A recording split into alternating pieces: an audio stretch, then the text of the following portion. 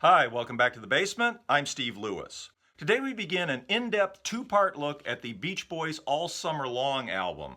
We'll also include a look at the Beach Boys' other summer 1964 release, the When I Grow Up to Be a Man single. And before we get started, I wanted to mention, often when I do episodes like this, in these three cubicles, I'll put albums that were released around the same time as the album we're talking about. In this case, I simply don't have enough original summer 1964 albums to do that, so instead, please enjoy one of my usual unrelated themes in the background. The All Summer Long album was released on July 13, 1964. After the 1994 lawsuit, Mike's name was added to the writing credits of I Get Around, All Summer Long, Wendy, Do You Remember, Drive In, and Don't Back Down. As we talked about when we discussed Shutdown Volume 2, Brian had reportedly been dissatisfied with the rushed and uneven nature of that album and was determined, particularly in the face of the overall quality of Beatle records, that the Beach Boys' next album would be stronger. Early '64 seems to have signaled a more fundamental change in Brian's approach to his career. Up to that point, he seems to have been working on more of a Phil Spector model, envisioning himself as writing and producing for a stable of stars like the Honeys and Sharon Marie in addition to the Beach Boys. Though he never stopped occasionally working outside the Beach Boys, around this time there seems to have been a shift to more of a Beatles model, concentrating on making his group's next record as great as it could possibly be. Whether he made a conscious decision to drop the outside acts and refocus his efforts, or whether he simply got too busy with the Beach Boys' runaway success to spend much time on anything else isn't clear. In any case, the effort to make Beach Boy product even better is obvious with All Summer Long. Even before you get to the music, the improvement in the art direction on the cover is clear. There's a theme, a color scheme, and even a unique little sun logo. The collage approach might have reminded some people of Capitol's recently released The Beatles' second album, but this was in color and the group had clearly done a photo session specifically for the cover. The group had gone to Paradise Cove, the site of the photo shoot that made the covers of Surfin' Safari and Surfer Girl, along with 3 models hired for the occasion. Only 2 of them ended up on the cover. They romped around, played football, grilled hot dogs, and buried Carl in the sand. The cover worked so well that I never realized until it was pointed out to me years later that Alan's photos with his wife Linda were taken separately at Griffith Park. Reportedly, Al had been sick on the day of the shoot at Paradise Cove. As we know, it won't be the last time he'll miss an album cover shoot due to illness. The little photo of Dennis at the drive-in ties in nicely with the contents of the album. Obviously, it too was shot separately. It's so small on the cover, it took me a while to figure out where he was actually supposed to be. Anyway, it's a perfect cover that accurately represents both the spirit and the quality of the contents within. The album kicks off with I Get Around, which is the one song that everybody would have already been familiar with at the time the album was released. It had come out as a single on May 5th and was in the second of 2 weeks at number 1 when All Summer Long was released. The basic track had been recorded on April 2nd, with overdubs and vocals added on April 10th. Reportedly, Brian had devised a long intro for the song. From a partial description I read from Mike Love, it sounds like it might have been roughly in the same vein as the When Some Loud Braggart intro to Be True to Your School, rather than the kind of grand instrumental intro on later songs like California Girls. Mike says the opening of the Regents' Barbara Ann inspired him to suggest the Round Round Get Around opening. There's no doubt it was the right call, and let the song open with an immediate punch and go right to the hook. I would love to hear what the original opening was meant to sound like, though. Apparently, it was during the vocal sessions for I Get Around on April 10th that things came to a head with Murray Wilson, and he was fired as Beach Boys manager. The finished record has got power, drive, interesting changes, and great vocals from Mike, Brian, and the group. With that soaring falsetto, the searing guitar break, the hand claps, this has everything going for it. The music and the lyrics exude confidence and swagger. Nobody, not even the newly arrived Beatles, are going to stand in their way. As always with the best of the Beach Boys' work, there are other more subtle tones too. I'm getting bugged driving up and down the same old strip, maybe indicates that the grind was already beginning to wear. This is undoubtedly one of the all-time great rock and roll records. Everybody involved seems to have known it was going to be a hit, which isn't hard to believe. This must have jumped out of radios in the spring and summer of '64. With the uncounted times I've heard it, it still works its magic every time I put it on.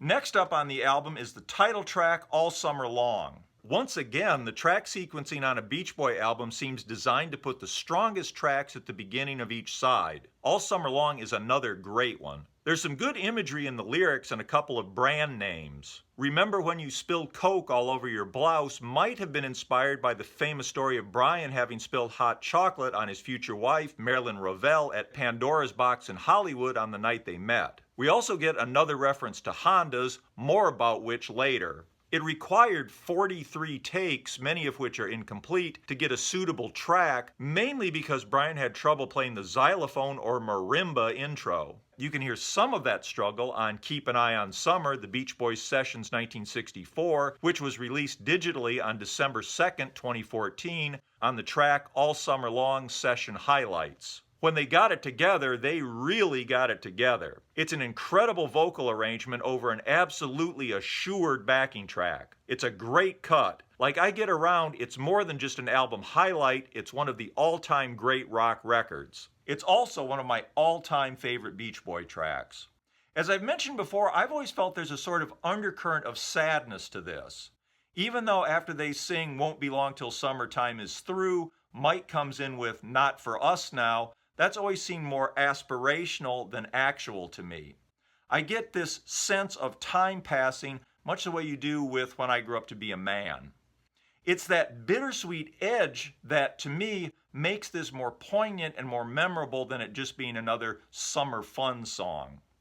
Am I alone in that? Is there anybody else out there who gets that feeling that there is a undercurrent of sadness and awareness of time passing underneath this track? Anyway, third track on the album is Hushabye. Hushabye was written by the great songwriting team of Doc Pomus and Mort Schumann and first recorded by the Mystics in 1959. Interestingly, in 1959, the Mystics had first recorded Weem Away as their debut for Lorry Records. The label thought it lacked commercial potential and shelved it. 2 years later, of course, in 1961, the Tokens had a #1 hit with it. Instead, the Mystics were given Pomus and Schumann's Teenager in Love. Lorry label president Gene Schwartz decided it should be recorded by a more established act and gave it to Dion and the Belmonts, who took it to #5 on May 18th, 1959. Finally, Pomus and Schumann gave the Mystics Hushabye, which didn't do too badly, going to #20 on June 29th, 1959. It became the Mystics' biggest and really only hit. Reportedly, the song was written to order for the Mystics after Gene Schwartz requested something along the lines of the Elegants' 1958 #1 hit, Little Star. You can definitely spot the similarities between the records. Both songs interpret lullabies, and in both cases, the lyrics are a little fruity for my taste. Still, it was a great choice for a cover. The Mystics version is okay. Brian clearly saw there was potential beyond what they'd done with it. And I've got to say, the Beach Boys version blows the Mystics version out of the water. The strength of the Beach Boys version pushes right through the fruitiness of the lyric, and the melody remains undeniable. It's got another great Brian Wilson falsetto vocal. The little restrained flourish when he sings bed in the line, pillows lying on your bed, is something I've always loved. It's got strong drumming to center it and propel it along. At 2 minutes and 37 seconds, it's the longest track on the album, yet it seems to rip by quickly every time I put it on. It's another case of the Beach Boys taking a cover version and making it their own. Next up is Little Honda. Little Honda was recorded on April 10, 1964, at the same session where I Get Around was completed. It appears that initially it was intended as the B-side of I Get Around. Famously, at some point, Brian decided he wanted to release Little Honda as a single A-side, and it seems it was held back for that purpose, which explains why I Get Around would have a previously released track, Don't Worry Baby, as its B-side. Additional vocals were dubbed onto Little Honda on June 23, 1964, possibly in preparation for its release as a single. An alternate version of the song was released in 1990 on the Little Deuce Coupe All Summer Long twofer. It's got the same backing track. There's a few lyrical changes. The main difference is a backing vocal of Go Little Honda, Faster Little Honda, which was wisely abandoned. According to a note in Endless Summer Quarterly issue 105, there's an unreleased version with an organ overdub in Capitol's vaults that was probably prepared for single release, and that the B-side would have been She Knows Me Too Well. It seems that, had things gone just slightly differently, Little Honda, rather than When I Grew Up to Be a Man, might have been the Beach Boys' summer 1964 single. I've read conflicting reports on why the single release was abandoned. Mainly, it seems Capitol was unwilling to release a single that they took to just be a big commercial for Honda motor scooters. I've also read that Brian had second thoughts about it and pulled the plug. Of course, both of these things might be true. Rather than make Little Honda a Beach Boys single, Brian worked with the Hondells on their version with Gary Usher as uncredited producer, and of course it was a big hit for them, going to number 9. The Beach Boys version will be released on the EP 4 by the Beach Boys, which we'll talk more about next time. I'm sure you've noticed that some of these Honda ads look like they could have come right off the All Summer Long album cover. Researching this, I began to wonder just how organic the push for Hondas as a new teen fad was. Obviously, Honda importers would have been delighted at it being embraced by teen tastemakers. Whether it was a deliberate strategy on their part is a good question, and one I wasn't able to find an answer to. By the way, the cost of a Little Honda in 1964? According to the ads, it was $245 plus a modest setup charge, whatever that means. Still not crazy expensive even by 1964 standards. The Beach Boys will of course mime to Little Honda in the film Girls on the Beach. With records and movies working on very different timetables, the film won't be released until 10 months after the record on May 12, 1965. Changing the pace, we next get We'll Run Away, a proper slow one from Brian, co-written with Gary Usher. It's a simple sentiment, beautifully sung. Once again, the organ in the verses sort of prefigures the kind of psychedelic sound that we'll get soon with records like Incense and Peppermints. That organ, played by Brian, turns a little bit churchy in the final fade, echoing the We'll Run Away and Get Married theme of the song. Closing out side one is Carl's Big Chance, written by Brian and Carl. As determined as Brian may have been after Shutdown Volume 2 to make a stronger album in the wake of the Beatles' arrival, there is still some filler on All Summer Long.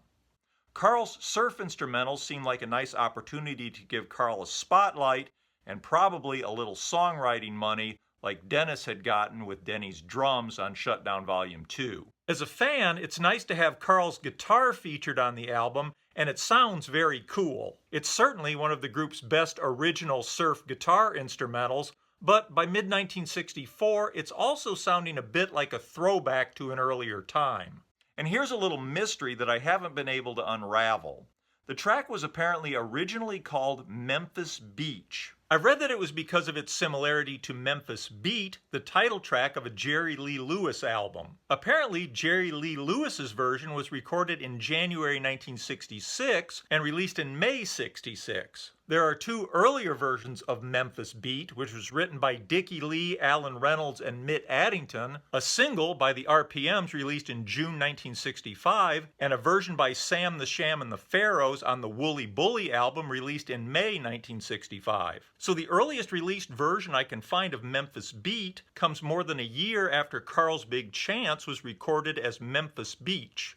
The tracks are similar. The rockin' boogie woogie featured in each one is pretty basic, so it could be coincidence, but I really don't think so. I'm not sure when the song was written. Maybe Carl came across it at some session for a version that went unreleased or something. I really don't know.